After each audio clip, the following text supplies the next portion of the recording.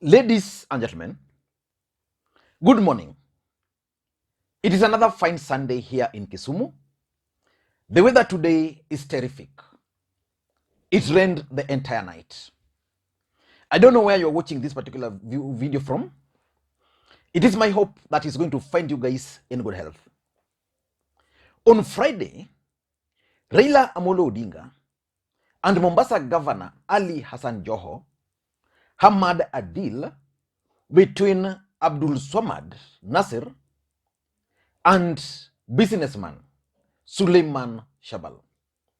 The two gentlemen were front runners for the ODM ticket for the Mombasa gubernatorial seat. And Kenyans were eagerly awaiting to see how the ODM party was going to manage the nomination process in Mombasa. Abdulswamad is a party loyalist with limited resources, but had solid grassroots support. Suleiman Shahbal is a veteran who had actually contested for the Mombasa gubernatorial seat twice, in 2013 and again in the last election. Shahbal was number 2. I remember Governor Joho getting around 222,000 votes. Suleiman Shahbal, who was the Jubilee candidate, got around 69,000 votes, while Hassan Omar Sarai of Wiper Party managed during that time to get 43,000 votes. So it was expected that Shahbal was going to give Nassir a run for his money, because Suleiman Shahbal saw an opportunity the moment President Uhuru Kenyatta and Raila Odinga entered into the handshake.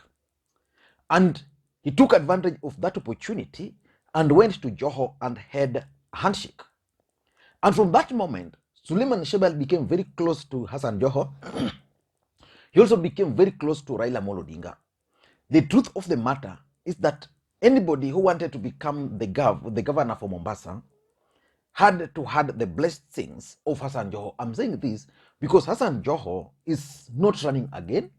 He served 2 terms and is also the deputy party leader of ODM party.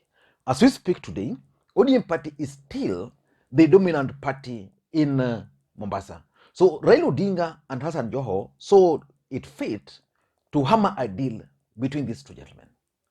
But why do you think they decided to hammer a deal between these two gentlemen? Because in my view, Raila Odinga and Hassan Joho had the option of letting these two gentlemen square it out. Once they square it out, then the winner was going to be issued with the ODM ticket, and then probably the loser was going to be asked to join the presidential campaign team. The idea behind this move, in my view, was to lock out William Ruto out of Mombasa politics completely. Remember, William Ruto has made some inroads in the coastal region. And one region where he's still having a lot of problems is actually in Mombasa. I think in Kwale, the deputy president is doing well. In Kilifi, Amason Kingi in Kilifi, if you look at it critically, in Kilifi, Amason Kingi's move to join Azimio is what has destroyed William Ruto, and I don't think he has any hopes in Kilifi. In Taita Taveta, I don't know, but let us wait and see for the elections. So Raila Odinga and Hassan Joho, in my view, wanted to ensure that William Samoei Arap Ruto is locked out completely out of Mombasa. And once Mombasa is done, then they're likely to move to the next county. So today in this video, I want us to look at this strategic move, why they decided to reach out to these two gentlemen to hammer the deal. But before we do that, for those who are watching this channel for the first time, I want you guys to take a second or two, click that subscribe button, so that next time we produce a video like this, YouTube will automatically notify you.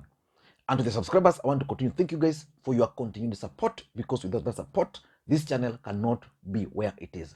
And I want to ask you guys to try a product here. Isorite.com. It's a global merchant program which will allow you to sell and buy anything, anywhere you are.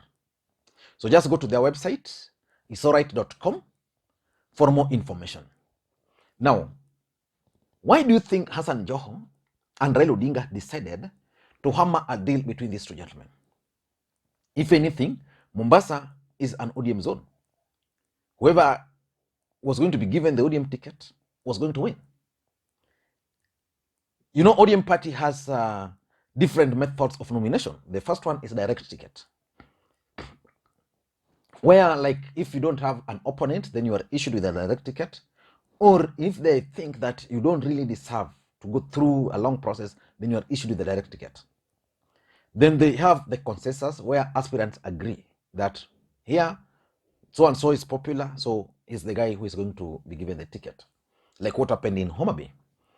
Then we have science, where opinion polling are used. Like now in Mombasa, the opinion polls were conducted. Suleiman Shahbal actually conducted his own opinion polls, and in those opinion polls, Abdulswamad was always ahead. So with those opinion polls, the ODM party decided to negotiate with them. And then there's also the universal suffrage, where party members converge to elect a person of their choice. But why do you think these guys decided to enter into this deal? Number one is the game of numbers. I think Raila Odinga and Hassan Joho, together with President Uhuru Kenyatta, are keen on Mombasa. And they want the numbers. So if you look at Mombasa and take the last election, you can conveniently say that those who voted for Hassan Joho were actually ODM supporters.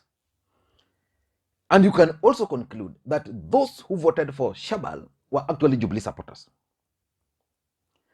And you can also conclude that those who voted for Hassan Omar were Wiper, majorly, the campers.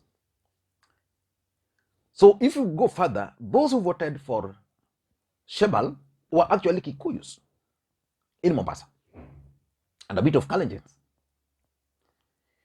So now that we have Azimio la Umoja, and Wiper is not fronting a candidate, of course, I'm told they are planning to front Sonko, assuming now they don't have a candidate.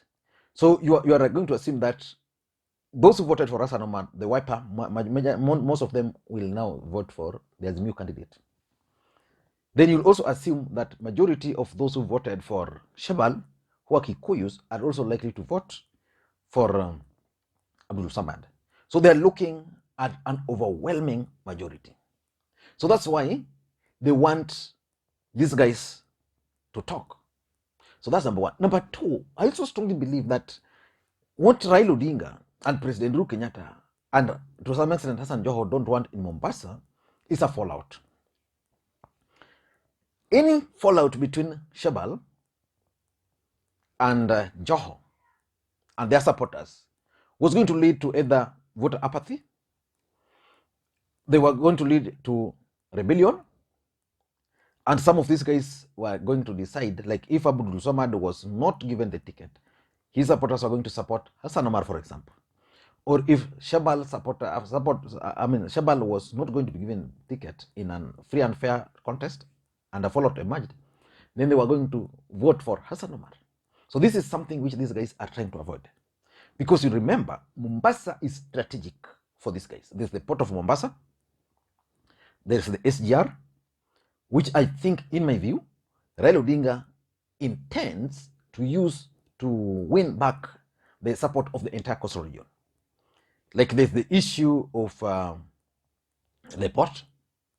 So Raila Odinga will require to have a Mombasa governor to effect certain changes to the operations of the port. He will require the support of a certain governor to deal with the issues arising from SGR.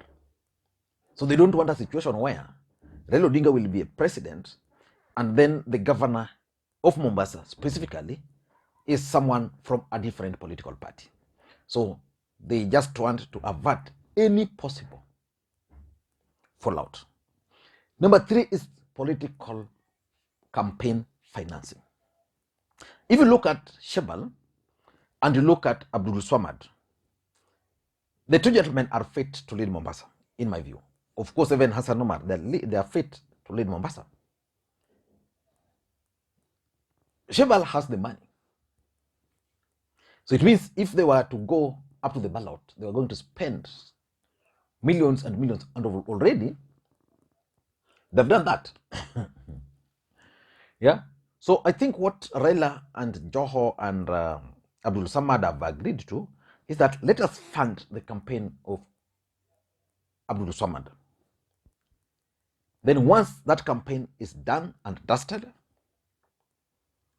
then we can figure out where to fix Abdulswamad. So I'm looking at a possibility of Hassan Joho becoming a cabinet minister, Abdulswamad becoming a governor of Mombasa, and Suleiman Shahbal also being appointed to a serious or senior government position.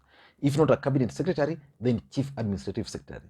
If not chief administrative secretary, then I'm even looking at the possibility of the MD of the port of Mombasa. Because what else do you think Shahbal would require? He has the money, he has everything. He has that his project which is completing. So he'll also require a governor who is in terms with him. In this case, if he supports Abdulswamad, then it means Abdulswamad will seek the guidance of Joho, and they'll tell him, and then they'll support his project. The Buxton project, which is an amazing project which is undertaking in the coastal city of Mombasa. Number 4, in my view, I think Joho and Raila are also looking at the Jubilee support base. If you add ODM and you bring Jubilee on board, dusted, done and dusted. What I don't know is why they failed to negotiate with the Taita Taveta governor, because the Taita Taveta governor shifted to Jubilee. He's going to defend his seat on Jubilee ticket. I don't know why he avoided ODM or even Wiper. Of course, Wiper, he fell out with Wiper. But I don't understand why he avoided Wiper, why he had avoided ODM to choose Jubilee. So let us wait and see how things are going to unfold. But Suleiman Shahbal actually committed 2 mistakes. And why this is why the ODM support base in Mombasa failed to really embrace his bid. The first mistake he did was the loyalty test. You know, Abdulswamad is loyal. When Suleiman Shahbal joined ODM in 2013, after he lost, he joined Wiper. From Wiper, he went to Jubilee. He came to ODM. At some point, he was even talking as if he was planning to join PA party. So loyalty is always something which is punished by this political class. And it's my view that Suleiman Shahbal must figure out that even as he moves forward with his politics. Number 2, Suleiman Shahbal also became a victim of cartels around Joho. These people went, saw his money, embraced him, especially the moment Joho started working with him. The truth of the matter is that probably Joho would have wanted this guy to win. But, people always want change. And you were wondering how that change was going to come through Shahbal, whose motto was, change must come. So you're wondering how people who are with Joho would allow that change to come, and whether voters were that gullible to notice that people around Shahbal were mostly those who are with Joho, and if he's talking of change must come, how those people are going to effect those changes. I don't know what you think. That's my take. And for those who are watching the channel for the first time, please take a second or two, click that subscribe button so that next time we produce a video like this, YouTube will automatically notify you. And to the subscribers, I want to continue. Thank you guys for your continued support, because with that support, this channel cannot be where it is. Thank you guys, and please, may you have a good day. Bye-bye.